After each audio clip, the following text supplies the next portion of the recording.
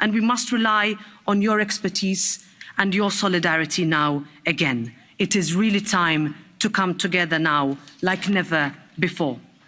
Whatever it takes means continuing to match massive sanctions with aid, military equipment and financial support.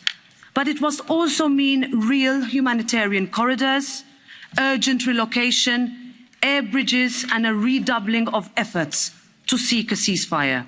That is the response that all our citizens, whether in Canada or Europe, expect, and that is the response worthy of our place in history. This is our generation's moment to prove that we can live up to the promise of the world we inherited.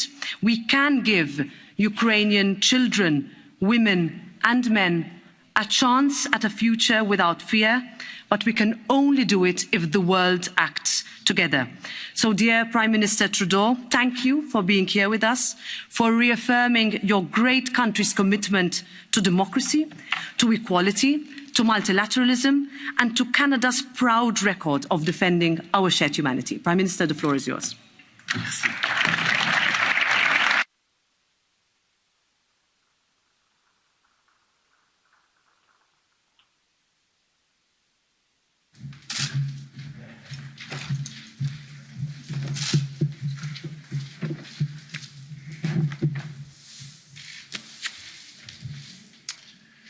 Thank you, President Metsola, Chairman McAllister of the Committee on Foreign Affairs, Président, Guillaume Courtin de la Délégation pour les relations avec le Canada, distinguished parliamentarians, ladies and gentlemen.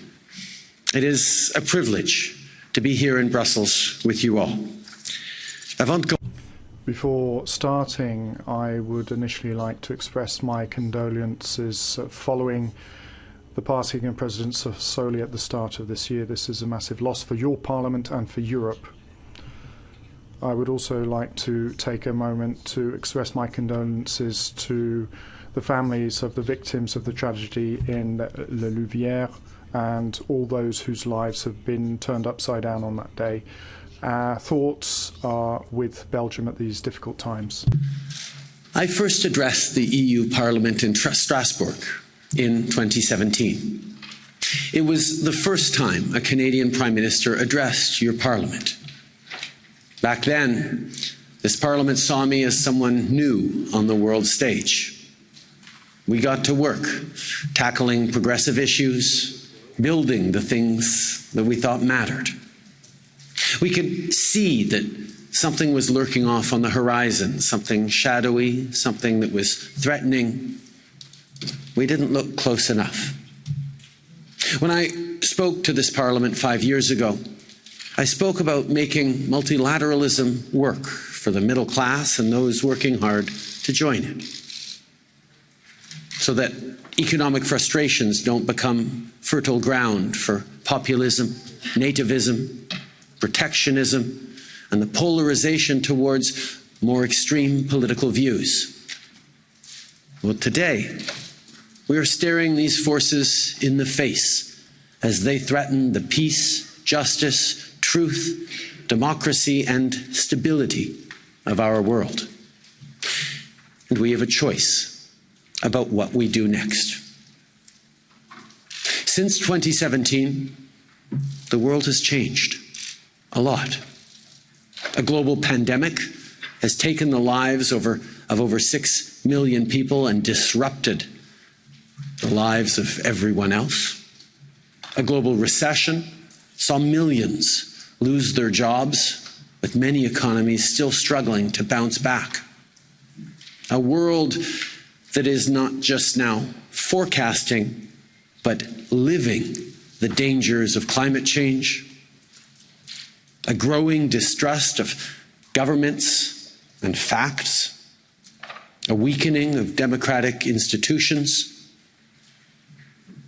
We saw one of our staunchest guarantors of the rules-based order choosing for 4 years to step away from NATO, away from multilateralism. And now, Putin's criminal invasion of a sovereign, independent, democratic Ukraine.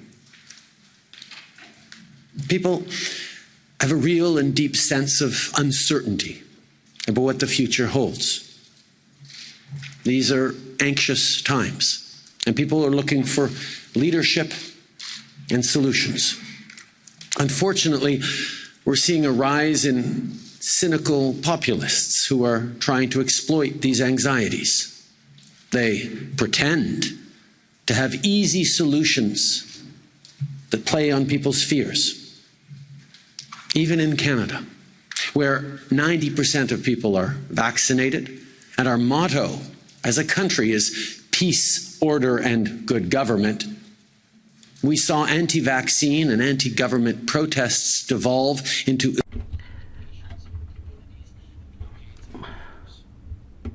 the leaders of those convoys were effective in turning citizens with real anxieties against the system best suited to allay those concerns. But democracy isn't a game. And there just aren't easy solutions to the big, complex problems we are all facing. But that doesn't mean that the way forward isn't clear. There is no greater clarity than the will of the people who want better for themselves and their children at home, and no stronger defense against destructive forces from outside our democracies than the unwavering unity of like-minded partners. Over the past 80 years, together we have established and bolstered a series of rules and institutions in order to increase stability and previsibility for international affairs. And we did this to protect people, to provide for them the best prospects for peace, to defend their dignity and their inalienable rights, and in order to make sure that they be free to choose their own future. Today, these rules and institutions are being threatened publicly. Vladimir Putin has violated the most fundamental principles of international law, and he is now killing innocent civilians by bombing hospitals and residential buildings. This flagrant contempt for laws and for human life constitutes a huge threat for Europe, but also for the world. Canada, the EU, and all of our partners and allies are facing a defining moment. We cannot fail.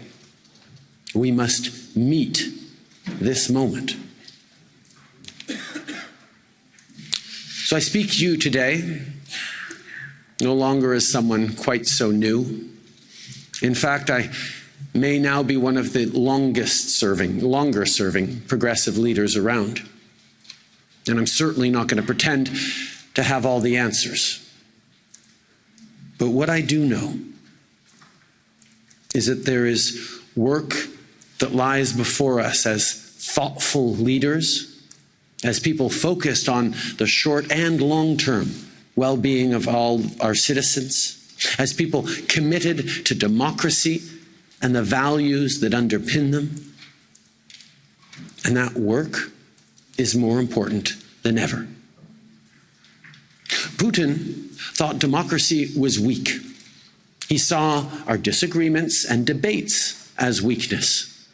But what he has never understood is that the rigors of debate, that forceful civic engagement, is what makes us strong. And that democracy, at its best, will always be stronger than authoritarianism. But if we're going to be honest, and we need to be honest in this place, we haven't always been at our best these past years. Putin thought we were divided. He thought he could weaken the EU and NATO. he miscalculated. And he is seeing it backfire. NATO and the EU are now more resolved and united than ever, because all of us in this room who are committed to democracy know in our bones that democracy didn't happen by accident, and it will not continue without deliberate, mindful effort.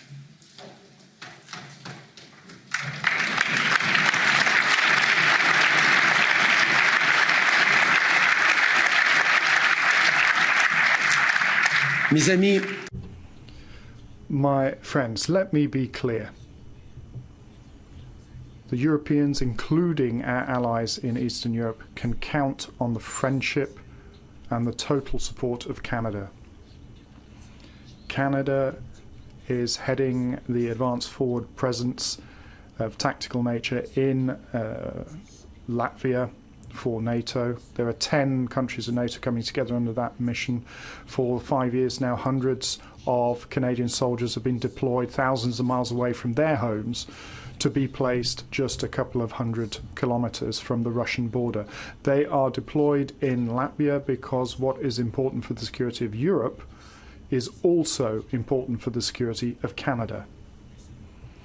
Recently, we announced that we would be doubling our deployment to NATO in the years to come.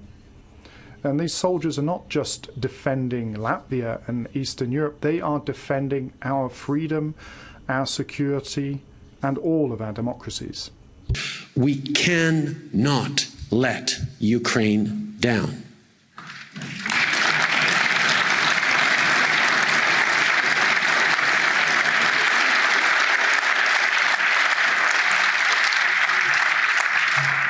They are counting on us.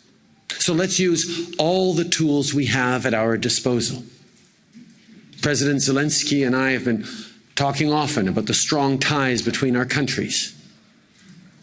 Canada, as mentioned, is home to the second largest Ukrainian community in the world after Russia. So we must all collectively step up to provide humanitarian aid to support families affected by this war, and already start thinking about investing to rebuild Ukraine afterwards. We must all continue to send military equipment and lethal aid to help Ukrainians in their heroic defense, not just of their lands, but of all of the principles that defend ours. And we must continue to impose unprecedented sanctions on Putin and his enablers in Russia and Belarus, increasing the pressure as much as we can. We must ensure that the decision to invade a sovereign, independent country is understood to be a strategic failure that carries with it ruinous costs for Putin and Russia.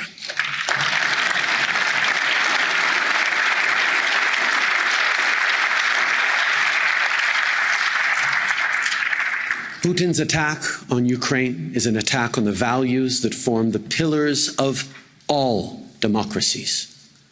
We have a responsibility to make the case to people about why these values matter so much, not just to Ukrainians, but to us all. We must recommit ourselves to the work of strengthening our democracies and demonstrate the principled leadership citizens everywhere are looking for. That leadership means reinforcing the things our citizens have in common, rather than playing to their differences. The task before us is not small, but given the right tools, we can do it.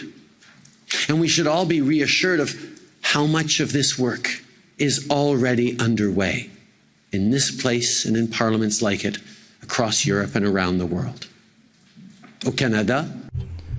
In Canada, our government is in the process of putting forward a legislative proposal to counter internet crime.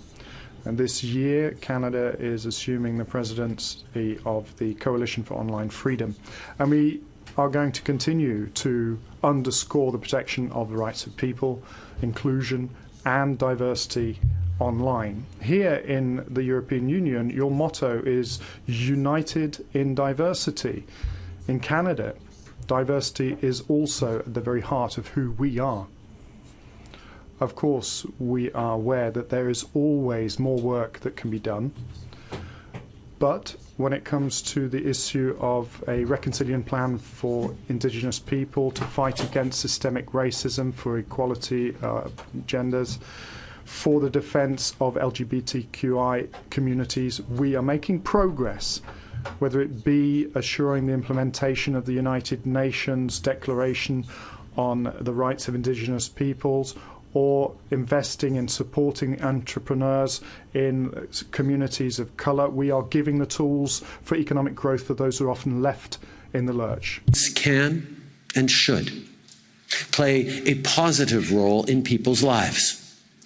In Canada, like in many European countries, we made massive investments to respond to the COVID-19 pandemic. It was the right thing to do to protect our people. And it was the necessary thing to do to ensure a strong and robust economic recovery. Because we know that when we invest in people, including in the most vulnerable, and when we grow the middle class and make life more affordable for everyone, not only do individuals benefit, but our entire country and the foundations of our democracy also benefit. Whether there be immediate consequences of lack of food security, inflation, high prices for fuel, or the longer consequences of climate change or the pandemic, democracies have to be at their best to be able to hold those difficult, necessary conversations with their citizens to find the right solutions. And when it comes to the fight against climate change, collaboration between Canada and the European Union will continue to be essential. Our work will continue to accelerate our transition towards green energy, renewable energy, respecting our commitments from COP26, securing our chains of supply, including for critical raw materials and minerals. We have to continue to work together to build a cleaner future and a more resilient economy. European countries also share the goals of reducing poverty and inequality while growing the middle class. We share aspirations for a better, safer, and cleaner future. Progressive trade agreements like CETA are helping our economies grow and creating good jobs while protecting high standards for workers, consumers, and the environment. Our ability to pull together despite differences and deliver for people really mattered, and I thank you all for that. With the longest coastline in the world, Canada's shores reach out into the Atlantic, Pacific, and Arctic oceans, and our connections with the whole of the Americas is strong. We're one of the most globally connected partners at the UN, with memberships in NATO, the G7, the G20, the Arctic Council, APEC, the OAS, the Commonwealth, and La Francophonie. We all have a lot of work to do, and collaboration will be key to success towards building a better future for our kids and our grandkids. It will require constant efforts, but I'm confident that we are up to the task. I'm confident all of us here today. I'm confident in the resilience of our institutions, and mostly I'm confident in our citizens. And I can say that because of what I've witnessed over the past 4 weeks. The resolve of our united response to this unacceptable invasion has been stronger than anything Putin expected. And not just from governments, but from citizens in all our countries.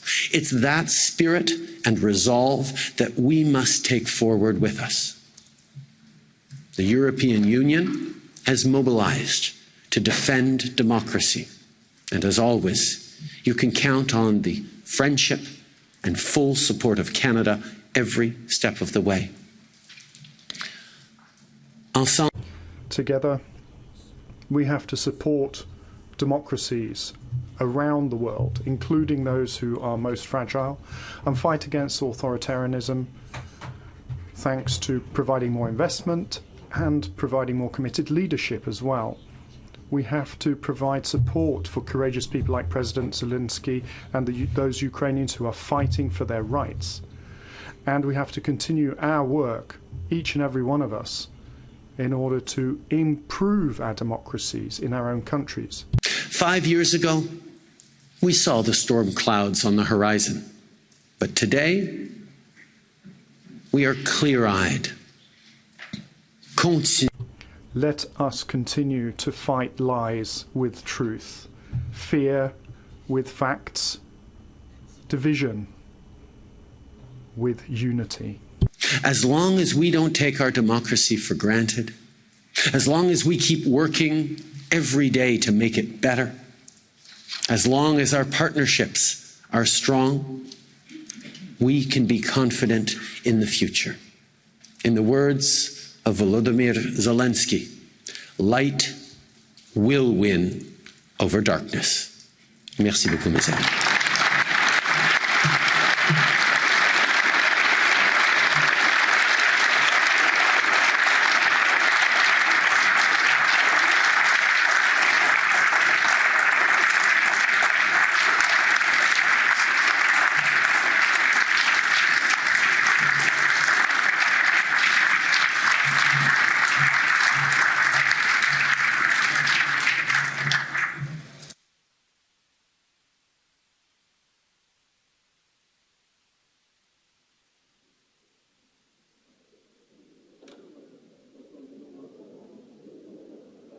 Thank you so much, Prime Minister Trudeau, for those powerful words and messages. We will now hear from representatives of all political groups in this House, starting with the EPP Group, Siegfried Mureşan. Thank you, Madam President. Prime Minister Trudeau, welcome. Welcome to Europe. Thank you for addressing the people of Europe today, and thank you very much for choosing the European Parliament to address the people of Europe today. Dear colleagues, Canadian soldiers have fought for democracy and freedom in Europe throughout the First World War. Throughout the Second World War, we have seen, we have known, we have felt that we can rely on the people of Canada and on Canada when it comes to defending freedom, democracy in Europe. And today, Prime Minister, you came again to Europe to defend a European country. And for this, we all in Europe and all of us in the free world say thank you.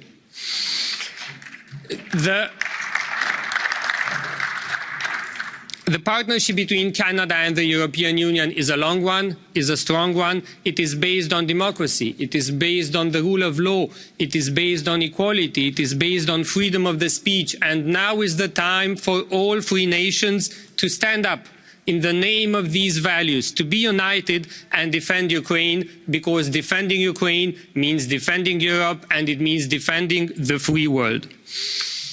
The rules that our Western societies are built on are good for the people, and now is the time to reject the habits and the lack of rules on which the regime of Vladimir Putin is based on. Now is the time for all of us to say no to threat, to exclusion, to hate, to fear, to intimidation, because we have all seen that after the people of Central and Eastern Europe have defeated communism 30 years ago, choosing transatlantic values, choosing the European Union, choosing NATO membership brought safety, stability and prosperity to Central and Eastern European countries. And if this is what the people of Ukraine choose for their country, it is our duty as European Union and as Canada to stand by the side of the people of Ukraine together.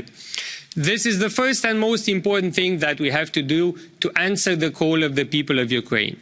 The second thing is to be united. And I believe this is what citizens in Europe and in Canada expect of us, because we have seen people in Helsinki, in Tallinn, in Prague, in Berlin, in Paris, in Warsaw, going to the street in defending Ukraine, exactly as people of Canada have went to the street to Montreal, to Hamilton, to Edmonton, to Toronto, and to Canada in the past weeks. We have to be united. This is what the people expect of us, and we have shown unity already in the last weeks by acting together when it came to sanctions. But I believe, dear colleagues, I believe, Prime Minister, as you have also said, we have to do more when it comes to sanctions. Maximum support to Ukraine, but also maximum possible cost for the Russian Federation. We have to enlarge the list of Russian politicians, of Russian business people and oligarchs, enlarge the list of Russian business people and oligarchs whom we sanction. We have to tell them very clearly, no more skiing in the Alps, no more shopping in Paris or Vienna, no more sunbathing in Nice or on the coasts of Europe, as long as the regime which they are supporting in Russia is invading a free country. We have to close loopholes. We have to forbid access to public procurement for Russian companies, be it private or public, here in the European Union and also in Canada, and we have to reduce our dependency on Russian fossil fuels as much as possible and as soon as possible. We have to be honest and transparent also to the people in our countries in telling them that defending democracy costs, but not defending democracy would cost even more. Now is the time for leadership. It is the time for unity. It is the time for defending the European values, the transatlantic values, the alliances that we are together in, which have proven the test of time. They stood the test of time. Thank you once again very much for coming to Europe today, for speaking to us, to the Parliament, for showing your solidarity. It is always good to know that we have friends in these times. Thank you very much. Thank you very much, Mr. Muresan. And now, on behalf of the S&D Group, I invite Irache Garcia Perez to take the floor.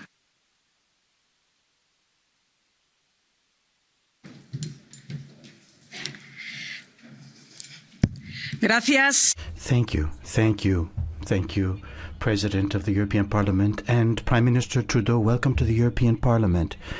You find yourself here in the heart of a European democracy, which is yours as well, because it was built thanks to the courage of Canadians, which 80 years ago sacrificed their lives on this continent for democracy and for freedom. 1989, with the fall of the Berlin Wall, when we entered a new period of hope, we